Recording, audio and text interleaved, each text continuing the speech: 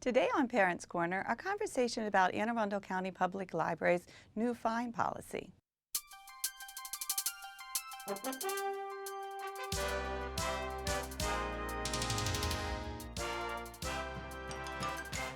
Today we are joined by Christine Feldmann, who is the Marketing and Communications Manager for Anne Arundel County Public Library. Hello, Christine. I am so happy to have you here today. Thank you very much for having me. So before we get started with my show, I always like the audience to know just a little bit about the person that I'm talking to. So can you tell us just a little bit about yourself? Sure. I grew up in Anne Arundel County. I attended Four Seasons Elementary School in Gambrels.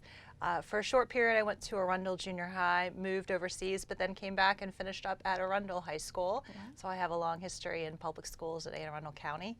I have two children. One is currently in the Bates PVA dance program at Bates Middle School, and her twin brother is in the STEM program at Central Middle School. So I'm quite familiar with the school system. Wow, and you're pretty busy too then. I'm very busy with 12-year-old twins, absolutely.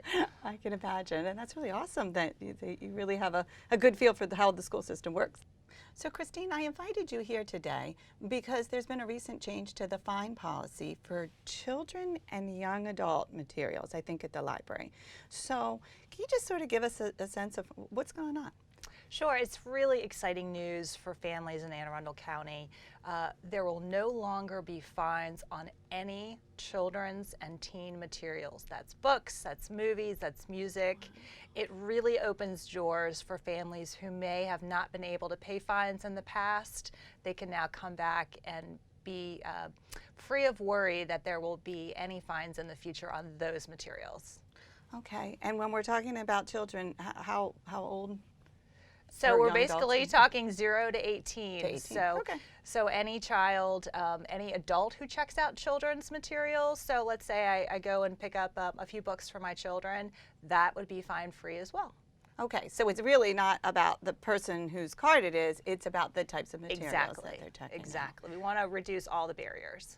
Right, right. That's really awesome. Yeah. So I know that this is a big question that a lot of people think about with this. So does that mean that if you, and I'm going to admit I have a fine right now, So but do it's I. not children's So do I. materials. So does that mean that if my fine was children's materials, that would be wiped out, and that when I go to the library the next time, I'm starting fresh? Correct. Okay. We wanted to give people a clean slate, Ah. so we wiped all fines and fees for anybody under 18.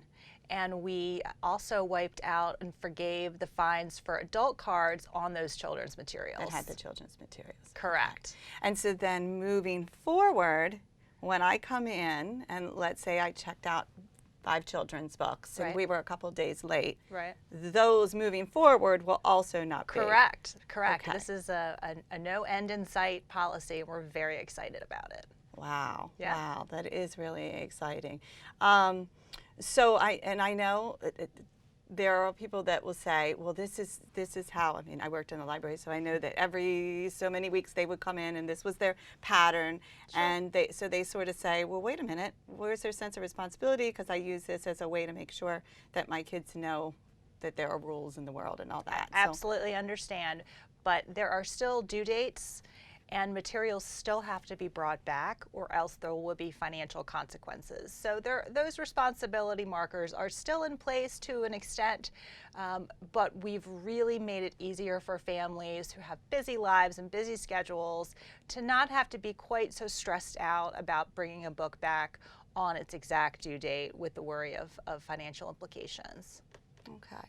And now, is Anne Arundel County Public Library, are they the first library system to do this, or is No, this we're not something? the first, but we're among the early adopters of this strategy. A lot of library systems around the country have already done this. Pratt Library System in Baltimore City has gone fine-free for everything, which is really exciting.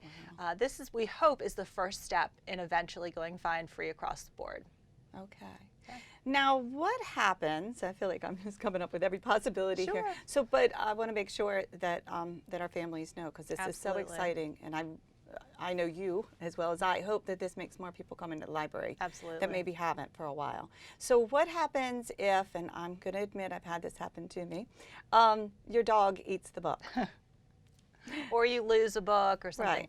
Right. Unfortunately, there still will be fees that are associated with damaged books as well as lost items. So you'll have to pay for those replacement costs after 30 days of it not being returned. But you can also bring it back if you find it a few months later, and you won't be charged those fees. Okay, so if it's not eaten completely and you just lost it, then you could bring it back. Yes, but if it's damaged, unfortunately, we're going to have to charge you for the replacement cost of the book so that other people can enjoy it. Yeah. And I know you touched on this already in your answer, but can you sort of explain to the viewers why is it that all these different places, libraries, and specifically in Arundel County, what's the point of that? So the library was really meant for everyone to have access to the information and materials that are out there in the world. If we're creating barriers like fines that are stopping people from coming through the door, then we're not doing our job. The folks who work in our library system are amazing, as you, I'm sure, remember when you were there. And they don't want to have to turn people away, particularly children who, for maybe no fault of their own, have lost a book or their families haven't returned them on time. So this really gets rid of that barrier and opens up access for all in our community to use the library.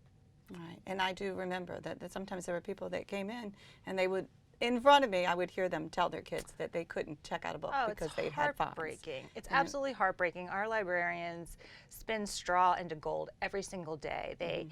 They are amazing individuals who really connect with their community, and they hated having to tell people, I'm sorry, you can't check out that book because you have a $12 fine. So this allows them to serve their community better. Right, right. So as part of sort of the kickoff to this, recently there was a, I guess was it like a press conference kind of thing with Dr. Arlotto and the county executive. And so I can't help but ask, my curiosity was piqued because having a past as a librarian, I immediately thought, oh, what is it? They're reading to children. Who's there? Who are the kids? Sure. And what are they reading? It was a wonderful event that we had at the Brooklyn Park Library and Park Elementary, which is right across the street from the library branch.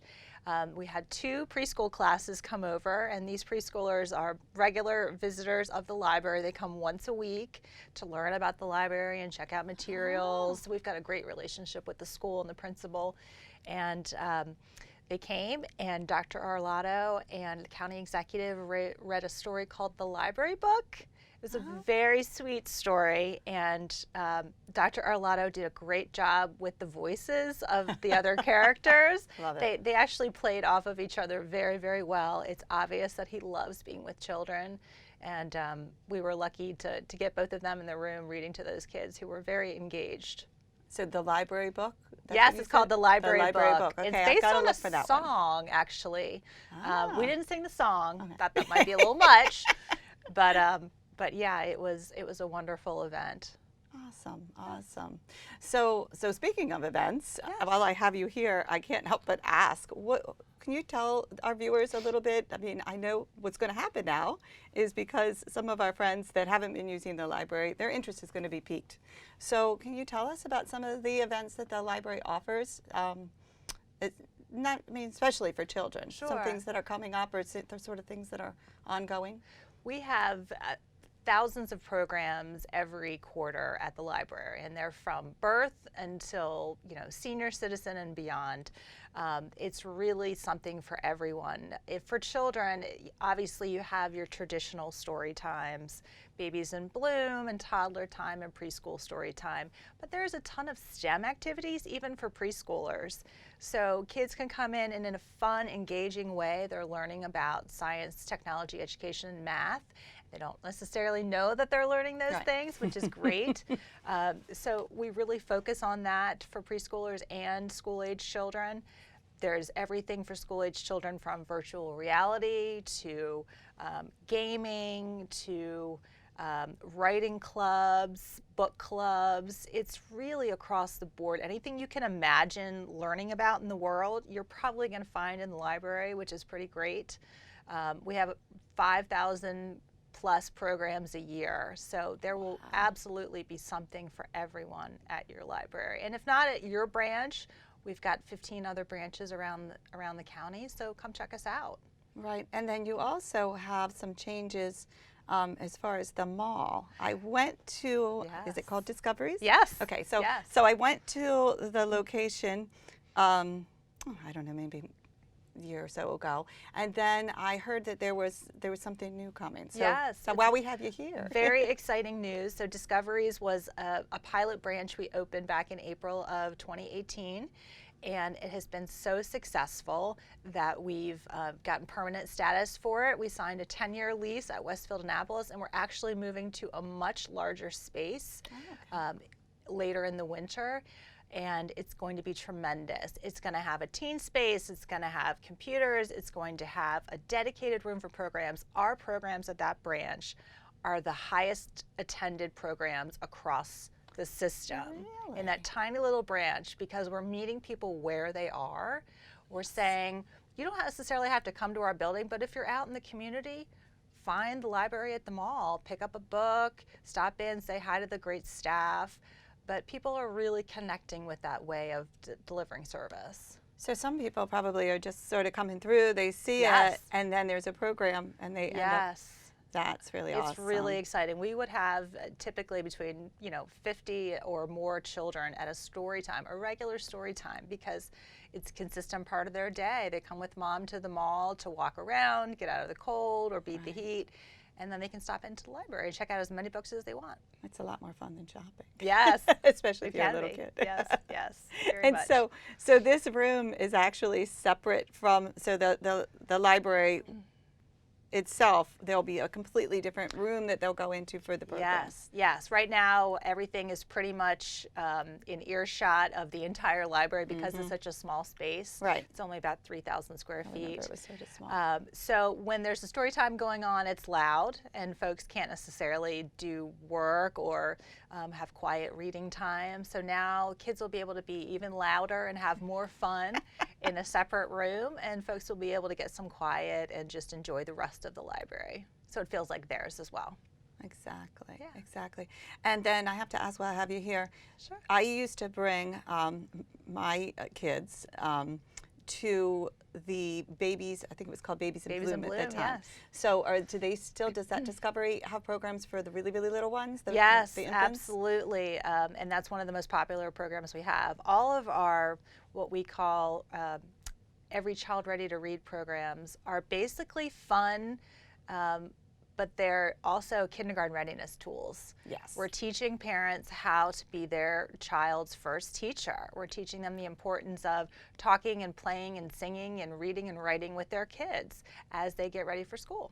Right, and that's why we're so happy to have the connection with the library, the school system, to have that connection, because you're helping to get them ready, and there's nothing better than that. We love it. So anyway, I think that this whole policy change is really going to be a good one for all of our families, and I'm so happy to be able to share it with them through our show. Thank you. So thank you so much for My coming. pleasure. I really appreciate it. It was good getting to talk to you. You too. Find out what's going on with the library. So thank you for joining us, and we'll see you next time.